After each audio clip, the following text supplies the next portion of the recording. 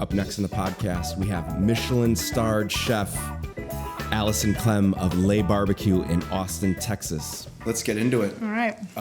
First question, pressing question. Congrats. Thank you. What is, this is like a 10-part question, so we'll just dissect it. What did it feel like to win a Michelin star, and what does it take to run a Michelin-star barbecue restaurant? Did you ever think, knowing Michelin was coming, you're like, oh yeah, we could win something? Were you just kind of like, eh? No. In fact, somebody was like, oh yeah, they're in town eating. And I looked at my GM bin and we were like, this is like, yeah. I mean, we knew they were in, eating and whatever else. And honestly, I thought if we would get anything, it'd be like a mention of some kind. Yeah. But I didn't ever expect anything. And in fact, we even laughed a few times because I'm like, oh, you have butcher paper plates and like plastic, cutlery and whatever else.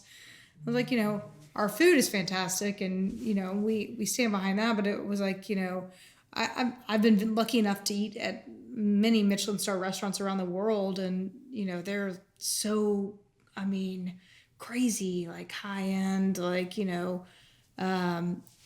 tweezer, like right. And wine they're fantastic, service, right? And, hour-long meals, exactly. Yeah. And so and he's familiar with that as well. So we were just kind of like, and kind of like, moved along our day. And then I got an email and they wanted me to submit photos. And I was like, what? I was like, okay, well, I guess we're on the radar. Right. So I had my social media team, which is Meg, and she's also a fantastic photographer.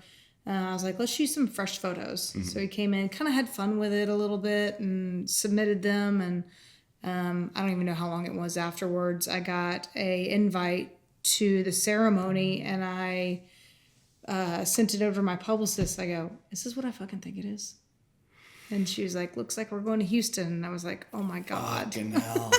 Of course, I still didn't expect anything. Yeah. Still thinking it was like, oh, we're going to get an honorable mention, or they're going to maybe have a category for barbecue or something. Just to even be thought of. And something like that is incredible. So I was just excited for that. Of course, I was coming off of Food and Wine, and then I had a 2-day chef series at Horseshoe Bay. And then so I was literally home Sunday and then drove to Houston on Monday. And I was tired, and driving to Houston. Yeah. I love Houston. I think their food culture is and scene is incredible. Mm-hmm. So I was excited just to like spend a couple days there. But so we went to the ceremony, and I was like, oh my God. Still not knowing what was going on. No, had no idea. Of course, I was lucky to see a bunch of people that I knew, and one of my old brisket cooks, Chris McGee, who has the briskets food truck. I think he got a Bib Gourmand. Yeah. I was like, sit next to me. And I was like, I need some support. And so, anyways, he went up and got and accepted his award, and he came back and he like patted me on the knee, and he was like, I hope you're ready for your star. He's like, you and Evan are definitely getting a star. And I told him, I said, shut the fuck up. Yeah. I was like, and it's like towards the end of the ceremony, and I was like, man, I'm so tired. Like, I didn't expect anything, but, I was a little disappointed that I didn't even, get a mention of some kind. And there were so many fantastic chefs that were up there, and I was so happy for all of them.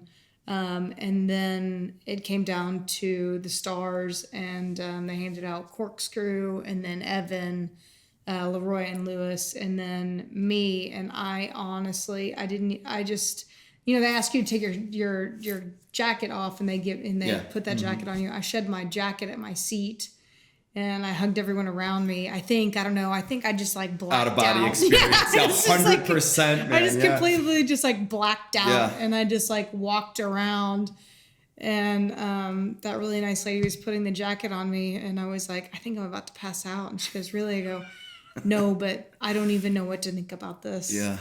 So I got on the stage. I saw a bunch of people I knew, and Amanda Turner hugged me, and she was like, congratulations, this is incredible for you. And I was like, I just don't, I don't have words.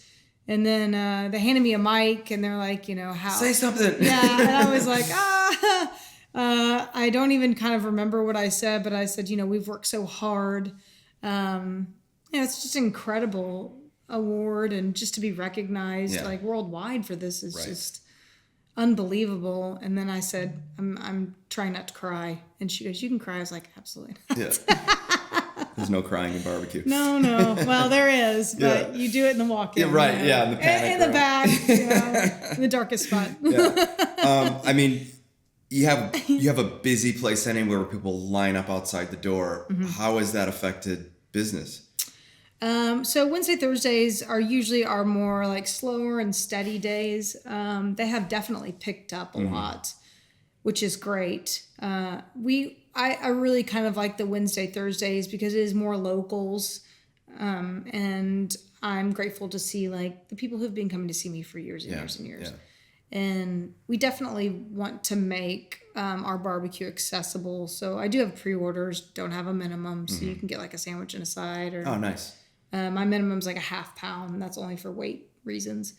And so we try to keep them on as long as possible, but you know, we do have a max on them. So I definitely tried to make sure that our regulars and the locals, you know, don't have to wait in that crazy line sometimes. Right. I mean, it's daunting.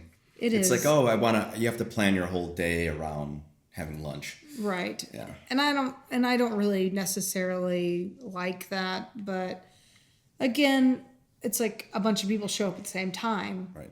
So I have like an app that shows me pretty much how many minutes each group is at the counter.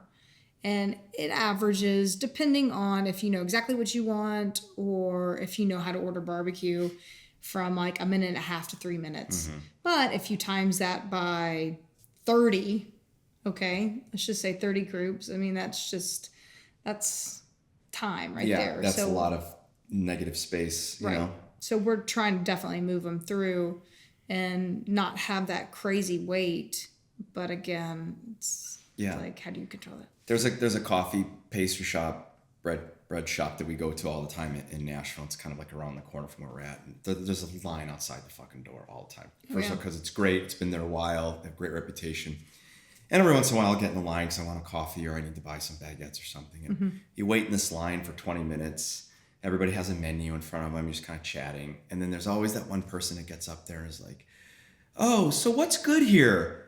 What do you guys have? You're like, nothing. I don't know. This is the menu that I've been looking at. Like, oh, okay. Hey, is this good? And everybody's just like, you got to be fucking kidding me, man. Like, what have you been doing for the last half an hour? Yeah, so I'm sure you get that all the time. We do, but you know, ordering barbecue by the weight, especially if you're not even from the United States, you know, because we order by the pounds. Mm-hmm. And so, you know, different systems confuse some people.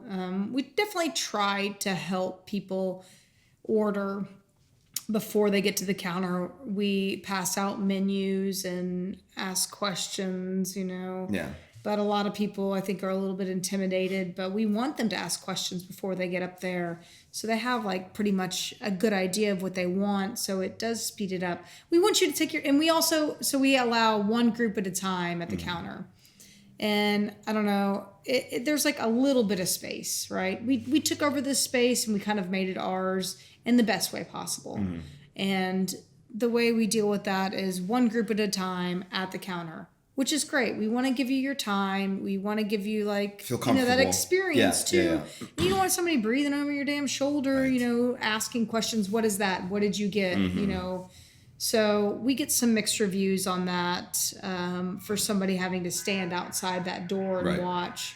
But I feel like it's the best way to control that kind of crowd situation right at the counter. I think it's a good system. I think the most important thing is like, especially if it's overwhelming for people, the last thing, what do you want? Well, let's go to, you want the brisket or not? What the fuck, man? You know? Well, you know, people have been waiting in line for, I mean, especially on a Saturday, like sometimes 2 hours. Right. So they can be a little cranky. And then, you know, my crew also, they can only smile for so long sometimes, especially if somebody's giving them so much shit. Uh-huh. And I don't eat meat. What are you guys? You're just I know. Like, fuck. Well, I mean, we accommodate as Obvious as much as you can. right? Yeah. But they get a little cranky sometimes too, and so we do get some reviews with like they weren't the friendliest, and so we do have to have conversations like, hey, these people are supporting us. Yeah. Yes, you get some people in that are not, they're a little cranky. They're probably hungry as hell. And they probably didn't even expect to wait 2 hours. And we know that we're working as fast as possible, but, they just see, what they see. Right. So, I don't know. It's just, we try to work through as much as we can. Yeah. Make people happy. How does one become a Michelin-starred pit master? Am I saying that right? Barbecuer? Sure, whatever. You know what? I don't know. A lot of trial and error. Yeah. How did you start? How did you get into it? So, I actually started dating John Mueller back in 2000. It was early 2011. I was a bartender downtown Austin. I had been here for a little over a year. And, Where'd you move from? I went to college at Stephen F. Austin in Nacogdoches, Texas, in East Texas. Okay. And I started working in restaurants and bars, and then I kind of shifted to bars. You can be a little bit more brash, you know, and it's not necessarily easier to deal with people, but you have a little bit more freedom. Yeah. And then coming from so many restaurants and the management in restaurants, I kind of found what I loved in bar, and so I just don't know. I was there for 10 years in East Texas, and I was like, this is not where I want to spend the rest of my life. I feel like I have more that I need to learn, and I want to grow, and I've outgrown this place. Is it the type of community where it's like you go to high school, maybe you go to college, you get married in your 20s, you move down the street from where you grew up, and you're going to like high school football games? Sometimes, yes. That's how I picture it. I mean, I still have a lot of great friends that live there that I still see, and they got married and they have kids and they live there and they love that town. Right. And I haven't been back, but they have found their life and their family there, and it's great, and it's always good to see them. But you wanted something more. But I mean, I'm not a small town girl. I grew up mainly in Fort Worth, Texas, which, has been growing and growing. And, so I feel like I'm a city girl. I've always found myself like thriving in a city, and I've always loved Austin. My cousin and his husband lived here in Austin, and they're like, you know what? Pack it up. Come stay with us and find a job. And I was like, well, now I don't have an excuse. All right.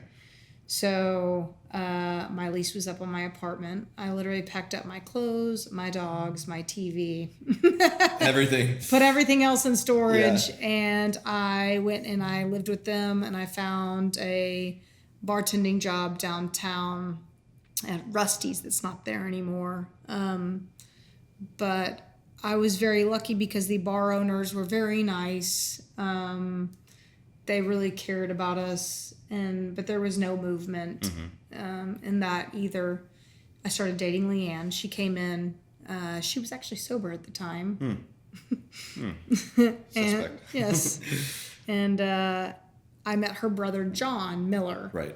And he was starting J. Miller Barbecue. This was supposed to be his like redemption song, He's had struggles in the past, and he definitely wanted to kind of just focus on this trailer on South First. Well, I'm about to get off my shift, and I get a text from him, and I'm like, hey, I don't have any onions. Can you go pick up some and bring them to me? And they were supposed to open at 10 a.m. I was like, all right. So drove to AGB or whatever and grabbed some onions. I got there, and it was him and Kevin Kelly, who actually just did a podcast with not too long ago. And he had never worked in a restaurant before. He had a barbecue blog. And Jesus. He was going through some family stuff. And so he picked up and moved to Austin as well and was going to work with John Mueller. And, just like try to learn some stuff and really get into that barbecue community. Well, I was like, John, what in the fuck? Yeah. I was like, you cannot open with one person and you. It's like, let me go home, take a nap, take a shower, not in that order, and I'll be back to help you open. And the rest is kind of history. No kidding. Yeah. And you loved it. And, you know, it was a totally different animal. Barbecue is definitely so different. The scheduling of food, ordering, all of it, because it takes so long to prepare the food, right? Well, with John, he would cook about a 6-hour brisket, which is absolutely absurd and unbelievable. And I have my opinions. I don't want him to haunt me, so I'm going to keep my mouth shut. Right on. Fair enough. So, you know, I just kind of watched and asked questions, learned the ins and outs of the service in the trailer. And then I started cooking with him. And really, it was just by watching. Because he didn't like a whole lot of questions. Yeah. Which is fine. He's a surly dude. Sounds like it. Did you ever meet John? I have not, no. Oh, my God. So, long story short, I had been like kind of learning little by little, and John goes into the hospital, and he was in there, and we had to shut down the trailer. Well, as you know, bills keep coming out. You still have to pay a bunch of stuff, but no money's coming in, so the bank account starts going down. And at this point, Leanne had bought the business. So we were panicking a little bit. And I'm sitting in the hospital all pissed off. I'm just like, oh my God, what is even going on? Like, dude, get it together. And he like summons me, if you will. Bring me Allie. Bring me Allie. And I'm like, what, John? What the fuck do you want? And he was like, it's your time. I'm like, my time for what? I was like, are you getting out of here tomorrow? Cause yeah, we got shit to do. Well, it's like, we really have to open. I was like, I mean, I can start the briskets. I do that all the time. Yeah. And I've cooked them through a couple times, but you know. And how long had you been working there? I don't even think it was, maybe it was a few months. Fuck. Yeah. And he was like, it's your time to cook the briskets. I'm like, you are so fucking dramatic. I'm not ready for this. I was like, oh my God. I sat there. Did you kneel and he did like the sword? Or he rise, brisket cooker. He would have loved that. I would have never, ever in my entire life. But he was, but I think what the deal was with Leanne was like, hey, we got to open. Like, what's the deal here? Yeah. And but Leanne knew how to do this stuff too, or no? Sort of. You know, Leanne had been out of the game for a really long time. Yeah. You know, she went to photo school in Santa Barbara at Brooks, so she left their family business way before that. I know that she did cook with her dad and John back in the day. Also, recipe developed like sausage and stuff like that. But it had been a long time. I mean, and so you know, both of them kind of relied on me to learn the cooking process, if you will. So I was like, fine, fuck you, John. I guess I'll be cooking in the morning. And I was a nervous wreck. I didn't even sleep. And, you know, we put it out on social media blast, like, hey, we're finally open. We had a line, of course, and I hated my briskets that day, I'm not going to lie. Yeah. I was like, these are horrible. Like, I was just, as I was cutting through them, trying to find the best parts. And, you know, got through the day, learned from a lot of my mistakes. Do you really think they were that bad? Or do you think you're just being overly critical? No, I think they were fucking terrible. I mean, maybe not. Yeah. I don't know. But, you know, I will always stand by. I mean, because I always had, you know, John to be like, to catch him up. Sure. Or whatever else. But I definitely learned from that experience very quickly what not to do. And the next day was better. The next day was better. And the next day, I think Daniel Vaughn came in and I saw him in line. I was like, shit. I was like, all right, Daniel, thank you for giving me a few days. You know? Right. And he came up to me and he was like, Allie, these are great. And I was like, whew. Like, okay, all right, you know, but a little bit of confidence, a little bit of, you know, something, you know, goes a long way. And I hadn't really had that from anybody. It was just like, hey, here's just Right. do it. So so John came back eventually, like I think the next few days or so, and we got back into it. And I again watched him to see what my mistakes were and like how to grow and build. And I was cooking more and more and more after that. And now we're here, sort of. Yeah. Did you ever look back? Not so much look back, but it seems like you just kind of fell into it. Yeah, I always say I married into it. Yeah, well, there you go. Yeah, that too, yeah. Did you ever look back and think about where your life would have gone if Leanne didn't walk into that bar that day, or if you were still bartending? That's so funny, because I actually was thinking about that the other day. I don't know. I mean, I'm sure I would have made some choices to make my life better than when it was at the point. But I mean, I was 29, 30 years old back then. I'll be 44 in February, so it's like, where do you see yourself when you were 29, 30 years old? Yeah, I don't know. Yeah, not living in Nashville. Yeah. It's an amazing question. It's this, your goal, you set goals and then either you reach them, but by the time that you reach goals, you're kind of already setting new ones. Right.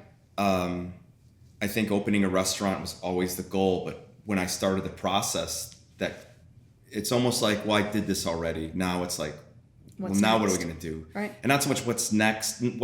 Yeah, but obviously the restaurant hasn't even opened yet, but that goal was achieved. So I feel, even though I was in the process of doing it, things shift. Oh, this might be my goal, but it's still a goal, but it kind of shifted, Oh, yeah. What were your goals? Do you even remember what the goals were? Or were we just kind of like surviving, just going through the motions of life? I mean, at one point I had 2 jobs. And I was a barista in the morning, and I'd wake up and be at work at like 5:30, and I'd work until about, I don't know, 1:30 or 2, and then I'd go home and I'd nap, and then I'd go to the bar. So I definitely know that I didn't want that for my life. Yeah, that sounds terrible. Jesus. But, Austin's hard. It's hard, especially, back then. It's like if you are not local, or if you don't know people, or if you are not established in this area, like they're not gonna fucking hire you. It's very fucking difficult, I think, yeah. And that's what was tough. I came in, and I was like, I have a fairly good background in this, and this.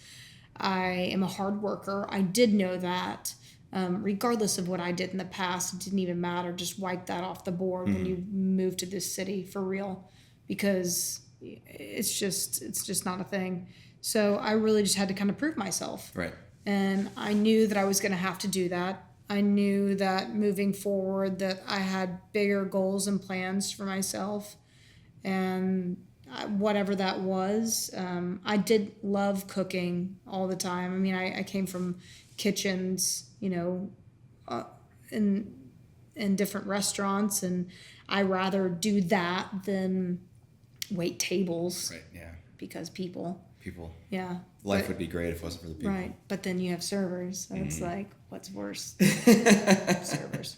But so I really enjoyed kind of like that little solitude in the back, where you have your station, you have exactly what you're supposed to do and stuff like that. So I definitely knew that that's something that I wanted to do. I love to work hard. It's probably a downfall of mine. But it's something that I look forward to. I don't stop. Right. It's just how I am. It's just how we all are. I know. If I'm not in the shits every day of my life, wondering how I'm going to finish all this work, I feel like I'm not learning. Right. Which is probably detrimental to my mental health. But well, that's why I go to therapy on Mondays. Yeah, that's why I do all the other things to kind of keep it, in line. What was the jump from food truck to brick and mortar?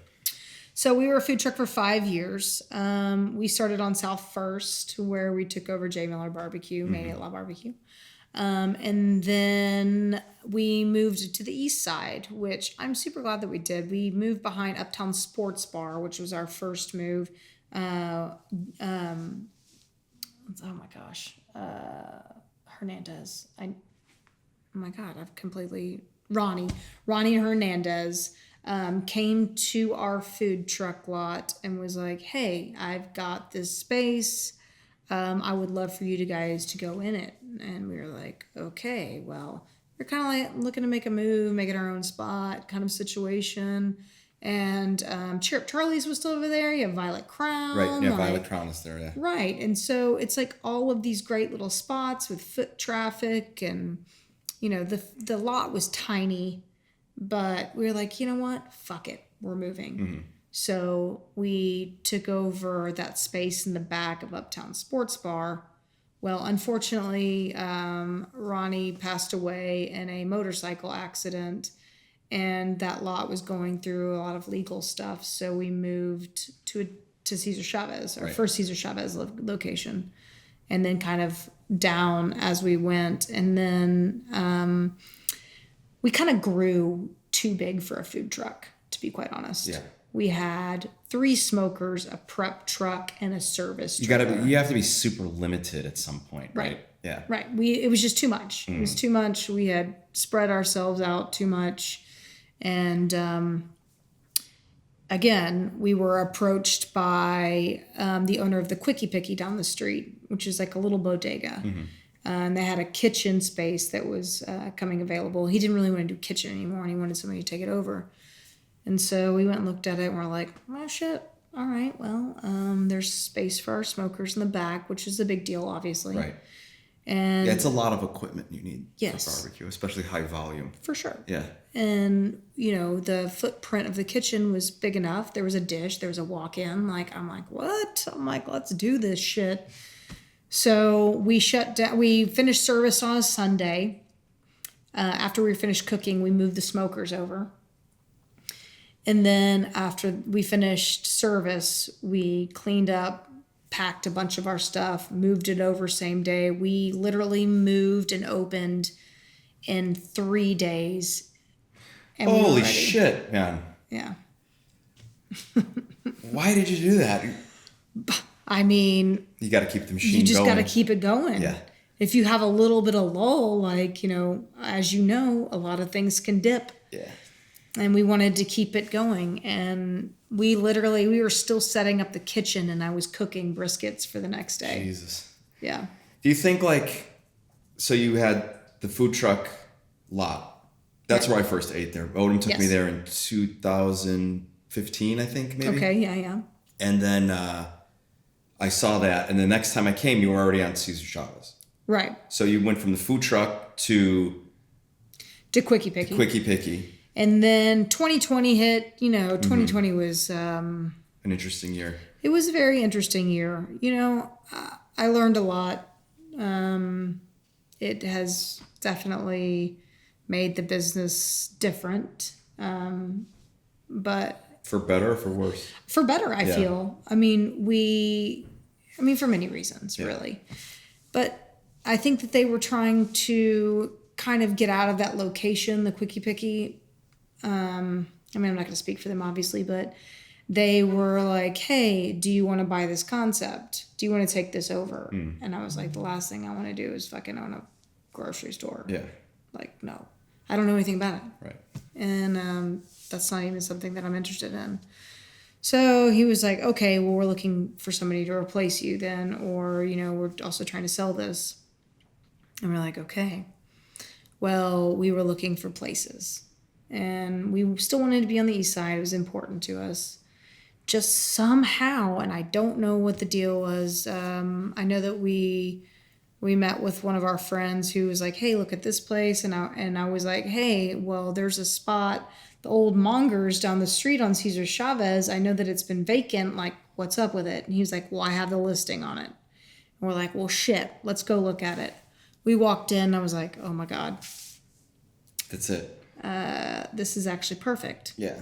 Well, isn't that amazing when you just walk in a space and you're just like, I was like, we can make this work. 100. This is the spot. And then you go home thinking about it. Yeah. And you start visualizing people coming in and buying stuff. That's when you know it. That's when you know it's right. your space. Yeah. Well, the scary thing is somebody already was interested in it, and they hadn't written up a lease yet, as far as I know, and all that kind of stuff. And so we were talking to the owners. The owners of that building are brothers. They're lawyers. The nicest people on this planet. Mm-hmm. They were so sweet. And so we kind of brought them in and told them our story and all this stuff. And Leanne was super emotional about it. Like, hey, we really want to build and grow, and this place, I feel like, will do it for us. And I think they sat on it for about 24 hours, and then they gave it to us. Well, then that crazy freeze hit. Fuck. In February. Yeah.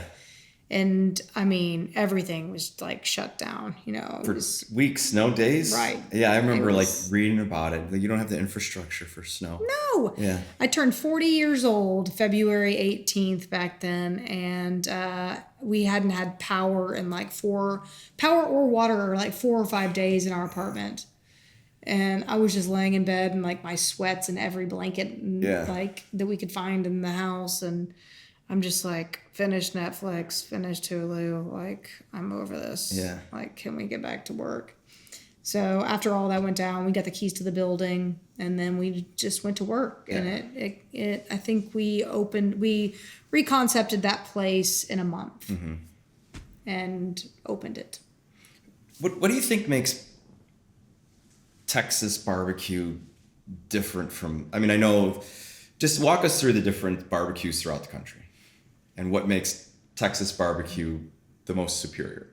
Oh, well. Okay, don't put that on me. No, okay, so I won't put that on you, but I'm just kidding. Being from Chicago and only eating barbecue, barbecue for me was my dad turning on the gas grill, throwing ribs on there and brushing them with Sweet Baby Ray's barbecue sauce. Hey, which is a good barbecue sauce. I mean, I fucking love it. Yeah. That was barbecue. I had no conception of slow roasting, brisket, turkey, hot links until I became a chef and I started traveling, and then I realized, there's Carolina barbecue, there's Texas barbecue. I mean, just there's a lot. Kansas City. Oh yeah. But I feel like if you were to like poll America, especially the northern regions, people would say this is the type of barbecue I like, and not knowing, and they would describe Texas barbecue. Right. Well, I mean, I always say it's regional. Mm-hmm. It's really hard to define barbecue, honestly, because everyone has their own justifications, or their, they all describe barbecue differently, right? And I know what I know, and I honestly don't eat a whole lot of barbecue. Yeah, I don't eat pasta. I hate eating pasta. I love pasta. Yeah. We should do an exchange. Yes, please. That would be fantastic. But I have definitely traveled and experienced some different barbecue places and met a bunch of different people all over the United States that cook barbecue, even in like in Charleston, and everybody has their own specific way of doing it. And I don't ever say it's right or if it's wrong or if it's better or if it's worse. It's just different. Mm-hmm. Everybody uses different kinds of smokers, different kinds of wood. And a lot of it's like indigenous to that area. Like we use post oak, we have a ton of post oak around here. It's a clean burning wood. It's what I prefer. Mm-hmm. It's kind of what you prefer, what is to your taste. That's how you cook, right? I like this. This is what I'm putting on my menu. And this is going to resonate with other people, because if I like it, there's got to be more people around me that are going to like it. Right, of course. So, that's just kind of like how we do it. And I don't think it's superior. I just think I say it's superior. Okay. All right. Well, I have respect for absolutely everybody in the restaurant world, really, barbecue community, especially, just because I know that it is manual labor. Yeah. And it's a lot of labor. It is. People romanticize the hell out of it, which is great, and it puts like this mystery behind it, like what's going on back there. And do you think that the romance is cracking a beer, putting it on the smoker, sitting in the sun in your backyard, And that would be ideal. I could do this professionally, I always hear the stories of the retired cop of when I retire, when I'm 65 tech these days. Or tech. Yeah. Well, tech for barbecue for sure. But, when I retire, I want to open up a bar like Cheers. And I was like, dude, you should just stay at this job. Do you have any idea the amount of work you're going to do after you should be retired? Don't work. I hope to never open a bar. Yeah, I don't want to open a bar. No, there's so many things. Yeah. Well, it's just, I have heard a lot of stories. You get a lot of emails, direct messages, and stuff like that. And where people were like, hey, I do this for a living and I really have a passion for barbecue. And I'm like, that is fantastic. Like, do you have any pointers? And honestly, I want to type, don't do it. Yeah. Because we are protein based, right? Well, there's really not a whole lot of money. If you're looking to make money, don't cook barbecue. Right. And it's terrible because, beef prices have gone up like in the last couple of years or so, and I've kept my prices the same because I don't want people to not be able to come and spend get what they want to get and spend the money in their budget. And that's unfortunately gonna have to change in this next year, but I'm not gonna hike it like crazy, like just on certain things. Like, I'll spread it around. So it's obviously a little bit easier to still get a pound of brisket when I'm paying like a ridiculous amount, but I still want to make it cost worthy for everybody else. You ever think about, let me see how I want to word this, like finding different ingredients? If beef prices are so expensive, like why not use lamb or elk or some other animal? Like, what does that look like in your world? So, and I've been kind of experimenting with different kind of algorithms, if you will, like on how many briskets to make. It's hard because, you don't know how many people are going to show up that day, but you don't obviously want to have leftovers. But again, I also want people to know that everything else on our menu is just as good as our brisket. I know people come in like dead set, like, I want brisket, right? And if we don't have it, people are upset, and I don't want that. But again, I want to sell other things like our pork, that is fantastic. And I have added some different things. Like I'll do weekly specials that will help things go further. I did a beef stew this last couple weeks, and it takes me 2 damn days to make. But it's my labor, so it doesn't even matter. Yeah. So, but it sells out like crazy, and people were coming back for more, and so I'm definitely trying to start doing things like that. As far as elk and lamb go, like a big game or a gamey kind of situation, people don't necessarily, especially in Texas, go for. I agree. I think it'd be a hard sell. Like anywhere. Chicken. I want to sell chicken. I've got a great chicken guy. He's local. He grows chickens for me. Yeah. And they're beautiful. And they're delicious. And they're juicy. And he'll bring them to me whole feet on. I've gotten to the feet on thing. Excellent. And I love it. It's great, right? And I'll sell like 4 whole chickens because I'll break them down or whatever. But it's like, that's not a whole lot. Yeah. People just have aversions to different things, or they have their mind set on what they want. People are coming for barbecue, they're going brisket. Right. Like how do you change that model? Little by little, I think. Slowly, eh? I think it's like a teaching and learning kind of situation. And I think I just have to prove myself on, hey, this is also really good. Yeah. We do a pork chop sandwich that is out of this world, and which is actually by a mistake. Oh. Explain. So I have done pork chops in the past. They're my favorite. I'll order them in whole rolls and season them, par smoke them, and then sear them off. And I absolutely love them, but they just do not sell because they're pork chops. People think, oh, pork chops dry. Well, they're not. They can be, yes, but I wouldn't do that to you, kind of thing. So I saw this case of pork chops, and I was like, oh, these are interesting. I got them, and they're like those little breakfast pork chops, like the bone-in. Oh, no kidding, huh? And I was like, oh, shit. I was like, all right. And I talked to my GM, Ben, who's also a chef. And he's like, why don't you do that buttermilk brine that you have? And I was like, oh, great idea. I was like, all right. So we buttermilk brined them, seasoned them, and flat topped them till they're nice and crispy, juicy. And then I said, dress it. And he put like a horsey mayo, pickles, onions, like classic barbecue style. cut the bone out. It set the bone on top of the sandwich, so you have like that little extra. Yeah. And holy crap, I was like, this is fucked up. I was like, I ate one in probably, I don't know, a minute. Yeah.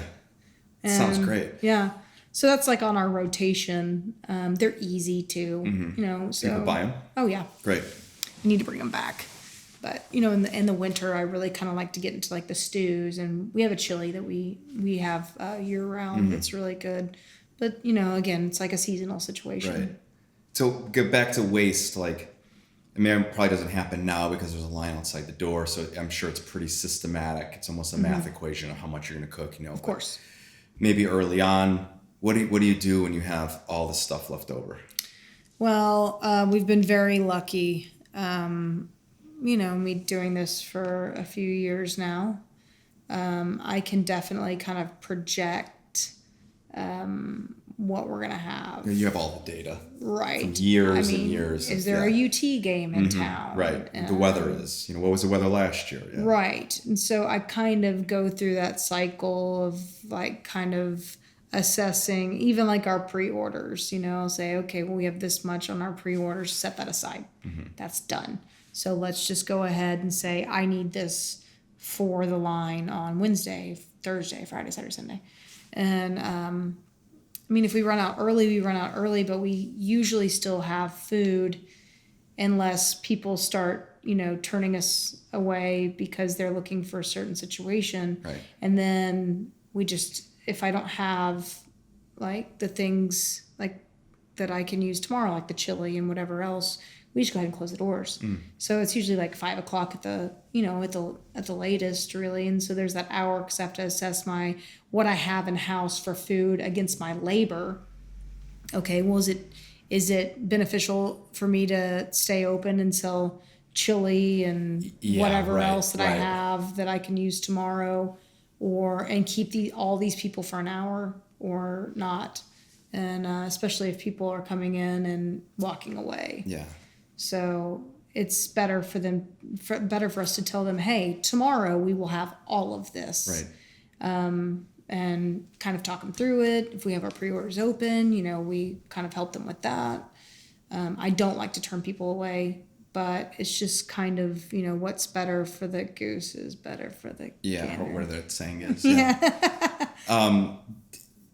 Is there limits on what you can buy? Like if somebody walks in and like, yeah, I'll take all the brisket right now. Just give me everything. I mean, that's never happened. I mean, people joke about that all the time. They say, Right. I'll take it all. I'll take everything. They have that like little bite, you know, that we give them, and they're like, I'll take it all. And we're like, all right. Yeah. I don't have a limit. I haven't really had to really cut people off. If somebody's ordering a massive amount of proteins and we do have a really long line, I do that's what I'm kind of getting to. Yeah, I'm like, well, how many people are you feeding? Yes. Because I also don't want them to like walk away with this ridiculous amount of food, Right. maybe too much, and then they have too much, and then it's a waste on, you know, for them too. So that is kind of like where we get into like, how many people are you feeding? Okay, well, this is what I suggest. This is what you can get away with. This is what you will, you know, this is what, if you want extras, then blah, blah, blah. Yeah. So that's really kind of the conversation we have. How was the staff's reaction with the Michelin star? I mean, morale's got to be through the roof right now. I think they're in shock. Yeah. But in a good way. I stayed in Houston one more day because I had some friends I wanted to visit and some food I wanted to eat. And I literally drove Wednesday. Yeah, I guess it was Wednesday or Tuesday. Anyways, I drove directly from Houston to the restaurant, grabbed my jacket, and then I wore it out of the car, and I went and I walked to the back of the house, and I handed it to Ben. I handed that jacket to him, and I said, put it on. Yeah. And, of course, it didn't fit him. But, you know, and I talked to, you know, my back house is like my core. I mean, as you know. They're what makes the magic happen, if you will. And I've had the majority of them for years. And Francisco I've had since 2012. He was my first hire as La Barbecue. And now I have, of course, still him. He's not allowed to leave. and then his wife, his niece, and 2 of his nephews that work with us. That's great, man. Yeah. Yes, and so I'm super lucky, and I'm like, man, I was like, you deserve this, because that rib recipe is his. Yeah. The cooking process, the glaze, everything on those pork ribs are Francisco's. That makes me happy, man. Yeah. And I always, people are like, oh my God, those pork ribs are so fucking good. And I was like, Francisco. I was like, I've only had to cook them 2 handfuls of times when he actually takes his family on vacation or there's a family emergency. And, I'm always ready, but it's me. And he finally taught Eli how to do it this last time because I had so many extra things to do. Yeah. And so he says it's job security, and I'm like, bitch. There's so much gratification when I'm at a table or something, and they're just like, this was great, but this dish was amazing. Like, yeah, I didn't have anything to do with it. It's one of the guys in the back. He came up with it. Like, I'm almost like a proud father. Like, yep, you like that? I don't even know what that is, man. I tasted it pre-shift. I said, put it on the menu, Yeah. And everyone's freaking out. It's like a good feeling. It almost makes me feel like I'm doing my job as like a manager or a mentor. Right. That they feel comfortable enough to make good suggestions, smart suggestions, and they're thinking of the concept of the restaurant. They're thinking of the whole as the restaurant and what the restaurant needs that the guests would like, instead of what I want to cook and what I want to make, right? Or what I think is going to be good. Hey, this is an amazing dish, but it doesn't really fit what we're doing, right? And at that moment, it's like, okay, we're doing something right, I know, it makes me happy. I've got this one kid that works with me, and his name's Ian. And he's 18 years old. God love him. God love him. Little skater dude. Yeah. Love him. I mean, probably the most responsible 18-year-old I've ever met in my entire life. And he's got this passion for sandwiches, right? And so Ben and I were like, yeah, well, fuck it. Bringing us, you talk about these sandwiches all the time, bring us one. And he brought us one, and I was like, oh my God. I was like, what in the hell? I was like, do a pop-up. Yeah. I was like, but this is what I need from you. I need you to decide what they're going to cost, buy this. Yeah. And he was like, okay, I can do that. And he did that. He went and he did all the cost analysis on it. He's like, I want to sell it for this. I said, that's too cheap. I was like, do you want to, I was like, this is you probably breaking even. I was like, why don't you make just a little bit of money on it? Like, I mean, you did all this hard work. You got to think about your labor. And so we sold them for, I think, $12 or something like that. And they're just like subs. And they were so good, but it made him so happy. And, it also... It just, I want to support, passions and whatever else. And it's great. Yeah. I mean, I'm so happy for my guys when they show interest and they want to add or contribute to the restaurant. Yeah. It's a great feeling, no?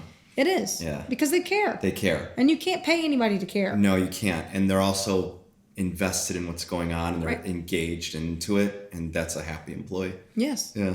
I know. And I hope for that. And I always tell my employees, I was like, I have an open line of communication. Always.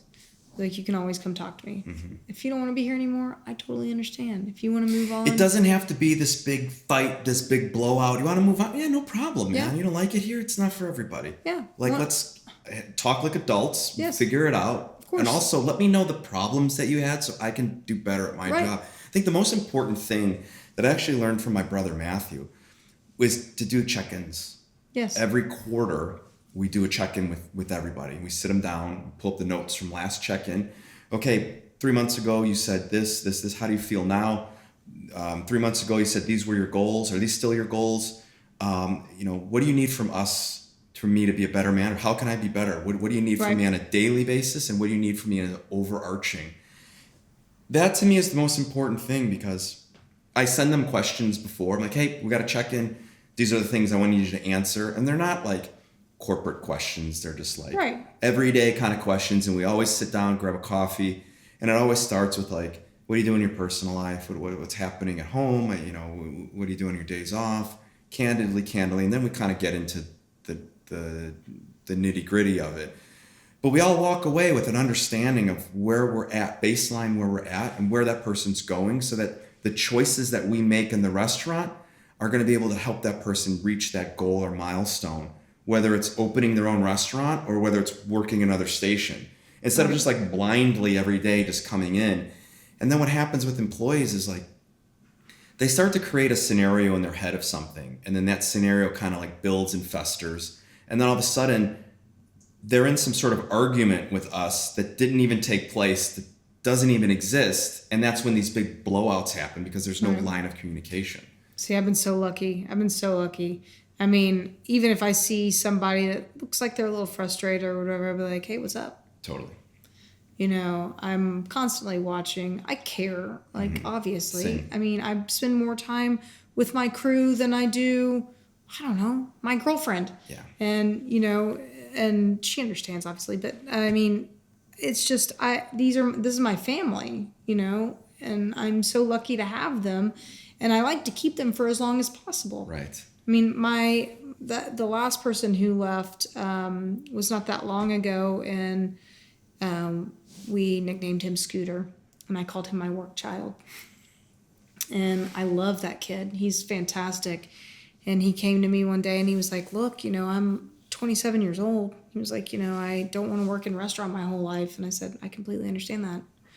And I said, what do you want to do? And he told me, and he's working at UT now. And I mean, this was like not that long ago. So he literally put what he wanted into motion like the second that he could. Yeah. And I was like, I want you to be happy. Like, this does not mean that you're out of my life. Right. You know, I mean, you've worked with me for like 4 or 5 years. Like, this is, you know, you've seen so many things happen with me in this restaurant. I was like, this is like, if you like it or not, we're bonding for life. Part of the story. You're part of the story. Joke's on you. Yeah. I'm here. So it's good, you know. I mean, I really cherish the people that I work with, and I work with them too. Sometimes I feel like I get in the way because, you know, I'm just like, I want to contribute more, but I know that I have other things to do. But it's just kind of like, you know, get in where you fit in situation. And but I love working there. You know, I look forward to it every week. I give myself a project every week to keep myself busy and, you know, moving and growing and more creative. And that's just, and I think that my crew likes to see that too. And they love what I cook, which is a bonus. And I'm just like, I love that you guys love my food. And they're like, what's not to fucking love? Yeah, it's Allie? pretty Like, fucking delicious, man. Give yourself some fucking credit, you know? What do you do in your spare time? Where's the balance in life? What do I do in my spare time? Well, it really just all depends. I love to travel. I haven't really gotten to do a whole lot of that this last year, but it is definitely one of my passions, my go-tos. I spend a lot of time with my dogs, and you know, I really have immersed myself into learning about different recipes in this last year or so, giving kind of more creative outlet into that restaurant. And I've kind of become obsessed with like that at this point. But, you know, I get out. I like to go eat, of course, different restaurants. Right. Yeah, of course. Yeah. That's definitely something that I love to do. And I grab like different, you know, parts of my friends, and we'll go eat at different places and, you know, discuss food. And I'm just like food obsessed these days. Where are some of the places you want to travel to that you haven't been? You know, I want to. I've been to Tokyo twice, Japan twice, and it's my favorite country on this planet. I agree. So this next year, I think I'm going to plan another trip to go back to Japan. Not necessarily just Tokyo, because there's so many fantastic. There is, yeah. You get swallowed in Tokyo though. I know. Like you land there, just like there's so much to do here. I can't, you know. Last couple times we were there for a month, but we went to Kyoto, Osaka, and just kind of traveled through. Took the bullet train, which so convenient. I know, it's and like, it's why incredible. Do we have these everywhere, man? I know. So, you know, Could you imagine taking a train from like Austin to Nashville and it takes like 3 hours? It'd be great. Maybe even less. I would be here all the time. I'd be here on my days off hanging out. Be great. Yeah. I know. But that'd be nice, but we don't have that. So. I actually still have, yeah, I know. Yet. I know. Well, maybe. Yeah. I still do have a apartment in LA that Leanne and I have had for about 8 or 9 years or so. And I've kept that. She used it for mainly photography. But is it in Culver City? No, it's downtown. Oh, it's downtown. I would remember chatting with you guys when I was in LA. Oh, yeah. I was trying to move there, and I was staying in Culver City in between Malibu, and I just I don't understand this place, man. Well, this is hectic. Downtown's been through some stuff. It's been through a lot, man. But when we first got that apartment, man, it was like, I mean, they were really cleaning it up. Mm-hmm. Like there was some fantastic restaurants, and there still are. Downtown, and you could really walk a whole lot of places. They just, and 2020 hit, and it really took a left turn. But honestly, I mean, will I continue to keep it? I do love LA. I love the culture in LA, the food. I really kind of like to get out of Austin and experience like different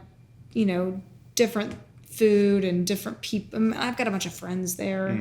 Mm-hmm. But again, I don't get back as much. I've just been working like crazy, and it's same, man. Yeah. So hopefully, putting in this last year and a half, by myself and the barbecue will pay off, and I'll be able to take some time to travel. But I want to go to Ireland. I haven't been to Ireland. Mm-hmm. I don't know. There's a few different, but I definitely want to go back to Japan. There's just so much to explore. Yeah. It's like another world. I know. Yeah. It's like the most organized and fantastic place. Everything about it is organized. I know. Even like their trash on the streets. The way you order food. It's like bundled perfectly in these like little cubes, like on the corner of the. I'm just like, is that trash? Yeah, they got to figure it out. I know. Right on. But yeah, that's definitely my next plan, is to find a different area that I am not familiar with and kind of go for it. Yeah. Now there's this guy from Japan that came in and learned how to cook barbecue from us and opened a place. And you know what? I'm terrible because I can never remember exactly where it is. It is called, let's see, it's like, I should have done this earlier. It's in Tokyo? No, it's called Lone Star Barbecue, of course. Lone Star Smokehouse. It is... Here, I'm just going to hand this to you. This is him. Nicest guy. His name's Ma Takahashi. Huh. He came in, I think it was like June or July, when it's like the hottest ever. And I walked back there, and Ben's like standing with him. It looks pretty legit. Yeah. Nice guy? Extremely nice. Yeah. Very hardworking. But I walked back there, and I was shout out to Lone Star Steakhouse in... where is it? Nakaku? Yeah, he said that there's like a university there. Yokohama. I never heard of that. Yeah. Interesting. But I want to go see him. I just like want to see if there's like a way I can get there, You know how fanatic Japanese people are. Like the best pizza I ever had. Same. Is in Tokyo. I know. Savoy, and there's the other one I've been too. twice. I was like, fucking hell, man. Dude. Yeah. It's what's ridiculous. That fucking guy's name? The other one is like PI. That's not it. It's PDT. I don't know. I've been to Savoy twice. Yeah. That tiny little. Which one did you go to? The tiny one. Yeah. It's like 9 seats, and I walked up to her, and I was like, I'm like, hey. He's like, oh, do you have a reservation? I'm like, I don't. It's just I'm just one person. He kind of like laughed, And then I'm like, I'm just one person. He goes, you know what? Give me 2 minutes. And he goes, okay, we could sit you, but you got to be gone half an hour. I'm like, I will crush pizza as fast as you can get it to me. It's light. It's beautiful. So I ate 2 pizzas, and I walked away, and 10 minutes later, I went and ate dinner. Yeah. And I got done eating, and I walked out, and I was like, that was it. You said to go fast. He goes, well, I didn't mean to go that fast. But they're so nice over there, and just watching him make those pizzas. I know. Fuck. It's like all willy-nilly. Like, he's like... It's crazy. It's insane, man. And he sits and talks to everybody. And he's funny as hell. So nice, man. Yeah. What is his name? I've drawn a blank on it. I think he follows me on my Instagram. Nice dude. Yeah. But I would definitely like to go back. And then the olive oil they put on top of it is absolutely beautiful. Mm-hmm. And he's just happy for people to be there and asks where you're from and blah, blah, blah. Always, it takes a picture with everybody and posts it. Like, what is social media? It's just pictures of people eating pizza. That's his whole social media. You know, no marketing, no nothing, just random people. I mean, genius, man. He had to figure it out. That pizza is delicious. It's great. It really is. Yeah. I know. Well, yeah. Anyways, that's where I want to go back. Right on. How about you? I was in Vietnam for a month. Oh, I've been there. I'm dying to go back. Yeah. I felt like I was there a month and I only scratched the surface. Oh, yeah. Tokyo is on the list. My brother Matthew's never been, wants to go. We're planning a huge trip to Italy in September. We'll probably go for 2 or 3 weeks. Of course. I think that's about it. Like overseas, I think those are the places. I want to get back to Barcelona because I got a lot of friends that I want to see. Now for me, as like the older I get, it's more about like going back and seeing friends that live there, because I lived all over the world and I have all these different friends that I just keep in touch with in social media. So it's like I want to go back to Barcelona, hang out with my friends. I love Barcelona. Barcelona's great, man. Oh yeah, Easy the food, city. you can walk everywhere. Easy city, man. The trains are great. Yeah. So much to do. But yeah, I don't have the desire. I've traveled so much and I did so much on my own. I don't have the desire to like tackle like a new place. Yeah. You know, it takes a lot of energy. It takes a lot of energy, and I don't have that time like I did when I was unemployed, you know? Yeah. So now it's like I want to go back and dive deeper into the places that I've already been. Vietnam's an incredible place. Vietnam is like, it changed my life. Yeah. I didn't realize, like it was, when I got to Asia, it was all about Japan. I went to Thailand, and Thailand is great, but it seems like Thailand is, the government said we want to be more westernized, we want to be more like America. And they sent out a fax to everybody, but not everybody got it. So you get like this juxtaposition of like going to a hotel and they understand what's going on. And it's all right here. Here's a welcome drink and your room is all ready. And then you go outside. It's like a cab driver. There's no idea what's going on. I was like, where are we going? You go to like another restaurant. They're just like, what the fuck? And you're just like, wait a minute, but why is the hotel like that? And I feel like everybody got the memo, but not everybody read it. That's the only way I can describe Thailand. Oh my God, that's funny. You know, we went to that blood soup place that Andy Ricker and Anthony Bourdain went to. No. Holy crap. Yeah. I mean, hammered meat is what it was called. Hammered is a great way to put it. And it's like literally a hut off of the side of a highway. You're like, is this safe to eat? Yeah. And the lady who owned it, she kissed me on the mouth halfway through our dinner, and she set a bottle of Thai, halfway through the bottle of Thai rum is what she said. She sat with us. Which is just gasoline. Yes, which is the language barrier. We were just like speaking through like motions with our hands. Yeah. And then she had me go to the bathroom in her house, which she lived behind. It was like a very interesting situation. I can never take that back, and I would never take it back, but that woman was incredible. Right on. I was like, listen, lady. All right. But, we'll just take the check. We'll get out of here. She introduced us to her daughter. It was like a whole thing. But that place was incredible. And, but man, that blood soup, I didn't know what to think about. You know, it was so dark outside, you couldn't even really see it. And I was the first one to take a bite, and I was like, holy crap. I almost like stuck my arm around it, like, get your own. It was like so like fragrant and vibrant, and like the lemongrass, and oh my God, it was so good. My mouth's watering. I mean, and then it's so fresh. That side of the world, the food is so fresh, man. I know. You know, Vietnam changed me so much because I obviously had a preconceived notion because I'm American of what Vietnam was. Right. And I got there. It was, everybody was so gracious, so friendly.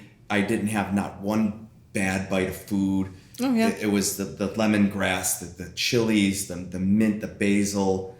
The market food. The markets were just ridiculous. The fruits that I didn't even know, colors I didn't even know existed on fruit. And I'm like, I don't know what this is, I want it.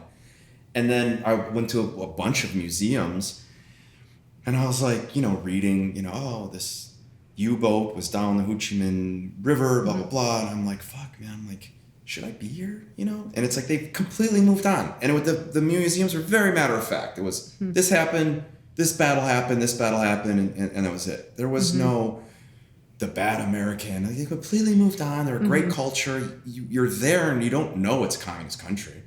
For sure. You're not like, oh, this is like the sickle and the, you know. No. And everybody was just doing their thing, man. Yeah. And I couldn't believe how gracious people were. Yeah, I mean, we had fun anywhere we walked into. Everywhere, yeah. We went to Cambodia as well on that same trip, and Yeah. it was an incredible country, beautiful. Great food, yeah. I mean, I don't know. I mean, I think that was kind of a once in a lifetime situation, just because, you know, just having that. I mean, just your first eye on the food, the community, just like the culture is incredible. And, you know, I think eventually I'd probably go back.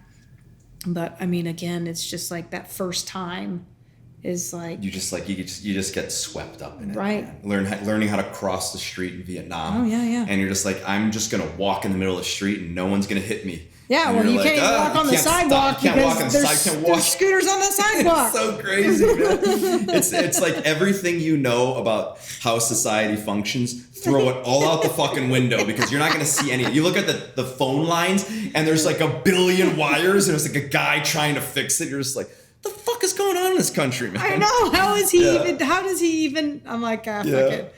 But that's funny. I know it looks like a giant bird's nest up there. It's insanity. And this guy's trying to fix it. Like, you know? I always laugh about like the wild dogs, like, and you know that they're somebody's dogs if they have a t-shirt on them. Yeah. And then every once in a while, one will have a muzzle, and we're like, oh, that one was an asshole. It's a bad one, yeah. Yeah. This has been a great conversation. Yeah. Thanks so much for sitting down and telling your story. Of course. And congrats on being recognized for all of your hard work. Thank you. Definitely well-deserved. And I know you don't want to hear it, but yeah, you're fucking doing great, man. I'm so proud of you. Thank you. I don't take compliments very well. Obviously. If people want to find you, where do they look? Well, our social media is fantastic always. We try to keep it up to date. Our website, labarbecue.com. You can pre-order, as I was talking about earlier. And then we're at 2401 East Cesar Chavez on the east side of Austin, Texas. Get there early because the line starts early. Yeah, but not too crazy. Not too early. Right. Grab a coffee at Rockman. That's right. Yes, go over to Rockman across the street, get a fantastic pastry as a snack and a great coffee, and then just come hang out with us. Mosey on over. That's right. Thanks again. This was amazing. Thank Awesome. you, Ryan.